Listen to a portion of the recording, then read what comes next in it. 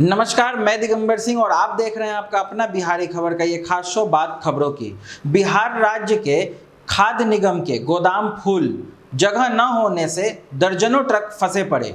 बिहार राज्य खाद्य निगम की गोदामों में रत्ती भर जगह शेष नहीं है। गोदाम संचालकों ने पैक्स द्वारा भेजे गए गेहूं यानी कि उतराव अनलोडिंग को लेकर हाथ खड़े कर दिए हैं। आलम यह है कि बक्सर स्थित बाजार समिति के परिसर में गेहूं लदे दर्जनों ट्रक यूं ही खड़े हैं। मौसम के बदलते तेवर को देख आशंका जताई जा रही है कि अगर वर्षा हुई तो इन गेहूं का सड़ना तय है। स्थानीय पैक्स की स्थिति ऊहापोह वाली है। पैक्स के माध्यम से गेहूं खरीद होने से किसान अपने अपने पैक्स सेटरों पर गेहूं जल्द से जल्द बेचने को आतुर हैं, पर पैक्स के भी सभी गोदाम भर गए हैं। बक्सर जिला प्रशासन के अनुसार जिले में 26 पैक्सों के माध्यम से जिले के किसानों से गेहूं की खरीदी की जा रही है। राज्य सरकार भी किसानों को आर्थिक लाभ के लिए जल्द से जल्द गेहूं लेने का दबाव इन्हीं पैक्स संचालकों पर डाल रही है। एक तरफ तो राज्य खाद्य निगम सभी पैक्स संचालकों को STR काट कर निर्गत भी कर चुकी है। इसी संदर्भ में जिले के पैक्स संचालकों ने राज्य खाद्य निगम के गोदामों पर गेहूं के ट्रक भेज दिए गए हैं। SFC के जिला महाप्रबंधक DK प्रभाकर के अनुसार सहकारिता विभाग द्वारा सिस्टम फॉलो नहीं करने से यह स्थिति बनी है। उनके अनुसार राज्य खाद्य निगम के गोदाम भर गए हैं। जैसे जैसे यहां से अनाज दूसरी जगहों पर भेजा जाएगा, जगह खाली होने के उपरांत ही खड़े ट्रकों से गेहूं अनलोड कराया जाएगा। सूत्र बताते हैं कि स्थानीय ट्रांसपोर्ट के अधिकांश कारोबारी के ट्रकों के कागजात दुरुस्त नहीं होते कारण कि वे लंबी दूरी के लिए अनाजों का उठाव नहीं करते। स्थानीय अनाजों को वे इसलिए उठाते हैं कि स्थानीय प्रशासन में उनकी पैठ होती है। 50,000 का इनामी बदमाश नक्सल प्रभावित क्षेत्र से गिरफ्तार। बिहार के बेगूसराय तथा आसपास के जिलों में आतंक कायम करने वाले कुख्यात अपराधी विक्की राय को बिहार पुलिस के स्पेशल टास्क फोर्स यानी कि STF की टीम ने लखीसराय से गिरफ्तार कर लिया है। बेगूसराय जिला के चकिया OP क्षेत्र के सिमरिया बंदी टोली निवासी विक्की राय की गिरफ्तारी लखीसराय जिले के नक्सल प्रभावित क्षेत्र से हुई है। पुलिस सूत्रों से मिली जानकारी के अनुसार गुरुवार की रात स्पेशल टास्क फोर्स को सूचना मिली कि 50,000 का इनामी अपराधी विक्की राय लखीसराय जिले के नक्सल प्रभावित चांदना थाना क्षेत्र के धनवा गांव में छुपा हुआ है। सूचना मिलते ही स्थानीय पुलिस के सहयोग से STF ने धावा बोल दिया। पुलिस के आने की भनक लगते ही विक्की ने भागने की काफी कोशिश की, लेकिन सफल नहीं हो सका और उसे गिरफ्तार कर लिया गया है। विक्की के पास से एक देसी राइफल और एक मास्केट भी बरामद किया गया है। इस संबंध में पूछताछ जारी रहने के कारण पुलिस पदाधिकारी अभी विशेष जानकारी नहीं दे पा रहे हैं। पूछताछ के बाद ही विशेष जानकारी मिल सकेगी। उल्लेखनीय है कि विक्की राय ने आतंक का राज कायम कर दिया था। 2019 में सिमरिया में निर्माणाधीन 6 लेन सड़क पुल के निर्माण को रंगदारी टैक्स के लिए रोक दिया था। सिमरिया घाट के दुकान को बंद करवाया दिया था। गंगा में नाव पलटने से 11 बहे, 10 सुरक्षित निकले, एक की तलाश जारी। पटना के आलमगंज गंगा घाट यानी कि गाय घाट स्थित महात्मा गांधी सेतु के पिलर संख्या 43 के पास शुक्रवार को बालू लदा ओवरलोड एक नाव पलट जाने से नदी में 11 लोग बहने लगे। मौके पर मौजूद लोगों ने नाव को पलटते देख और लोगों को बहते हुए देखा। लोगों ने तत्काल इसकी सूचना पुलिस और NDRF को दी। मौके पर पहुंची NDRF की टीम ने 10 लोगों को सुरक्षित निकाल लिया है, लेकिन अभी भी एक व्यक्ति को बरामद नहीं किया गया है। उसकी तलाश जारी है। लापता व्यक्ति अशोक राय बताया जा रहा है। नाव हाजीपुर की ओर से बालू लेकर दीदारगंज की तरफ जा रही है।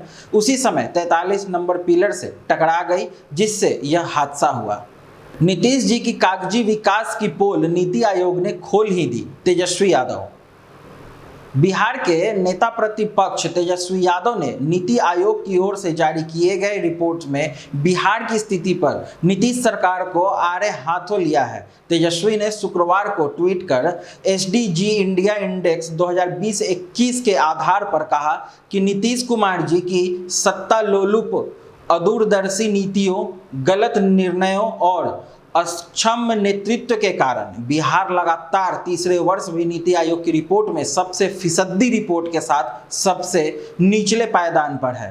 उन्होंने ये भी लिखा है कि भाजपा व नीतीश के 16 वर्षों के कागजी विकास का सबूत सहित यही सार सच्चाई और असत्य चेहरा है। उल्लेखनीय है कि इससे राजद सुप्रीमो लालू प्रसाद ने एक मीडिया रिपोर्ट को टैग करके हुए ट्वीट कर तंज कसा था, बधाई हो, आखिरकार 16 वर्षों की बिहार नाशक मेहनत से बिहार को नीचे से टॉप करा ही दिया।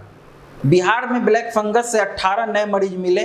पटना एम्स ने शुरू की डे केयर सेवा। बिहार में महामारी घोषित किए जाने के बाद ब्लैक फंगस अब अपना विकराल स्वरूप दिखाने लगा है। बीते 24 घंटे के दौरान केवल पटना में इसके 18 नए मरीज मिले हैं, जबकि 2 लोगों की मौत हो चुकी है।